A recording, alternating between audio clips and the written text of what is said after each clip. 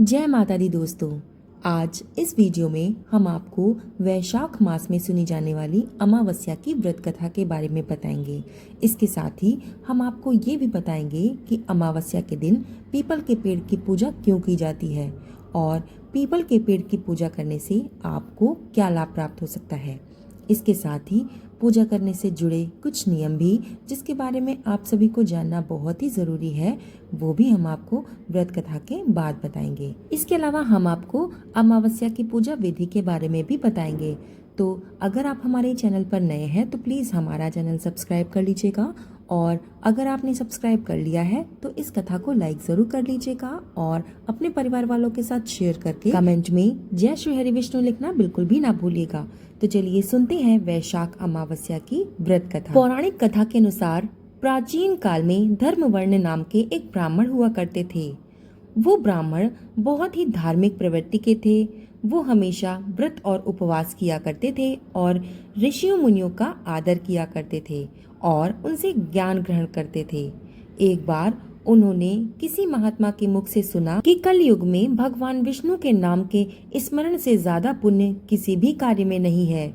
अन्य युगों में जो पुण्य यज्ञ करने से प्राप्त होता था उससे कहीं अधिक पुण्य फल इस घोर कलयुग में भगवान का नाम सुमिरन करने मात्र से मिल जाता है।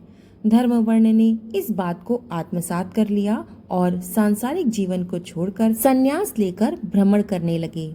एक दिन घूमते घूमते वो पितृलोक जा पहुँचे। वहाँ उन्होंने देखा कि उनके पितृ बहुत कष्ट में हैं। पितरों ने ब्राह्मण को बताया कि उनकी ऐसी हालत तुम्हारे संन्यास के कारण हुई है, क्योंकि अब उनके लिए पिंडदान करने वाला कोई भी शेष नहीं है। अगर तुम वापस जाकर अपने गृहस्थ जीवन की फिर से शुरुआत करो, संतान उत्पन्न करो, तो हमें इस कष्ट से राहत प्रदान हो सकती है। इसके साथ ही उन्होंने ये भी बताया कि वैशाख अमावस्या के दिन विधि विधान से पिंडदान करो। पितरों की बात सुनने के बाद धर्मवर्ण ने वचन दिया कि वो उसकी अपेक्षाओं को अवश्य ही पूर्ण करेंगे। इसके बाद धर्मवर्ण ने अपना सन्यासी जीवन छोड़ दिया और पुनः सांसारिक जीवन को अपना लिया और वैशाख अमावस्या की तिथि को विधि विधान से पिंडदान करने के बाद अपने पितरों को मुक्ति दिलाई। तो दोस्तों, इस तरह से अमावस्या के दिन पितरों की शांति के लिए तर्पण किया जाता है, उनके नाम से दान किया जाता है।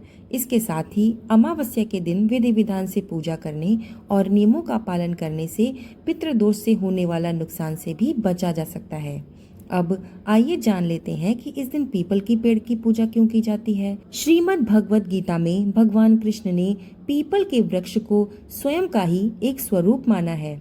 यही वजह है कि पीपल के वृक्ष की पूजा करने से हर तरह की परेशानी दूर हो सकती है। इसके अलावा आपके जीवन में सुख और ऐश्वर्य की प्राप्ति होती है।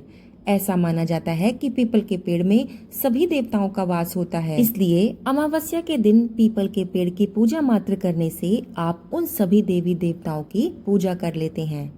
पीपल के पेड़ की पूजा करने से सभी 9 ग्रहों को भी दूर किया जा सकता है। लेकिन दोस्तों, ऐसा तब तक नहीं हो सकता जब तक कि आपको पूजा पाठ के बारे में जानकारी सही से ना पता हो। अगर किसी भी पूजा को हम उसके नियम के अनुसार नहीं करते, तब तक हमें किसी भी पूजा पाठ का फल नहीं मिलता है। तो आइए पहले हम जान लेते हैं कि पीपल के पेड़ में जल किस तरह चढ़ाना चाहिए। दोस्तों, इसके लिए सबसे पहले आपको सुबह स्नान आदि कर लेना चाहिए, साफ वस्त्र धारण कर लेना चाहिए। इसके बाद तांबे के लोटे में या फिर किसी मिश्रित धातु के लोटे में गंगा जल भर लें, या फिर स्वच्छ जल भी आप ले सकते हैं, जिसको आप गाय के दूध और इसके साथ हल्दी और चंदन मिलाकर पीपल के पेड़ की जड़ में अर्पित करना चाहिए। इसके साथ ही कोई भी फल जो भी आप प्रसाद के रूप में अपने घर से लेकर आए हैं उसको भी चढ़ाना चाहिए। इसके साथ ही साथ आज के दिन आप पीपल के वृक्ष में शक्कर या फिर बताशे जरूर चढ़ाएं। इसके बाद आपको पीपल के पेड़ के पास गाय के घी का दिया या फिर किसी भी तेल का दिया पीपल के जड़ के पास आपको जलाना चाहिए। दिया जलाने के बाद आपको इस मंत्र का जाप करना चाहिए। मूलतः ब्रह्म रूपाय, मध्यतो विष्णु रूपिणः, अग्रतः शिव रूपाय, अश्वव्याय नमो नमः। इस मंत्र का अर्थ है कि जिसके मूल भाग में ब्रह्मा, मध्य भाग में विष्णु और अग्र भाग में शिव का वास होता है, इस अश्वव्यय नामधारी वृक्ष को मेरा नमस्कार है। आयुः प्रजाम धनम धान्यम सौभाग्यम सर्व संपदम देहि देव महावृक्षम त्वामहम शरणम गतः, जिसका अर्थ है, हे वृक्ष, मुझे दीर्घ आयु, संतान, धन, अन्न, सौभाग्य और सभी प्रकार की संपदा प्रदान करें।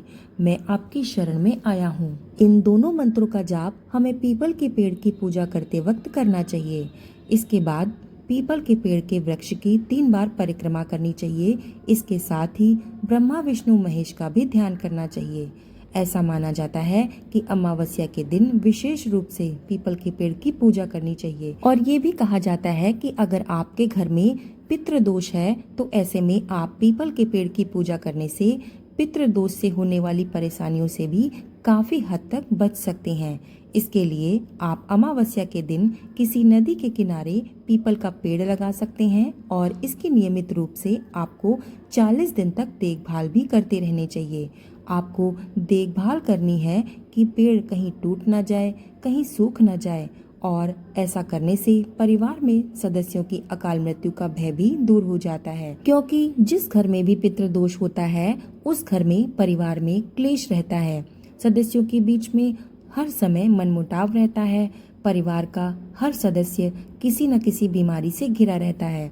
ऐसे में आपको अमावस्या के दिन पीपल के पेड़ की पूजा पूरे नियम अनुसार करनी चाहिए और आपको सभी देवी देवताओं का ध्यान करना चाहिए और उनसे प्रार्थना करनी चाहिए कि आपके घर में सुख और शांति बनाए रखें, साथ ही परिवार के सभी सदस्यों की रक्षा करें। तो दोस्तों, अगर आप पीपल के पेड़ की पूजा इस पूरे नियम के अनुसार करेंगे तो आपके ऊपर जो भी पितृदोष हैं, जो भी परेशानियां हैं, आपको उनसे मुक्ति मिल जाएगी, आपको पितरों का आशीर्वाद प्राप्त होगा और आपके जीवन में जो भी परेशानियां हैं वो सभी दूर हो जाएंगी।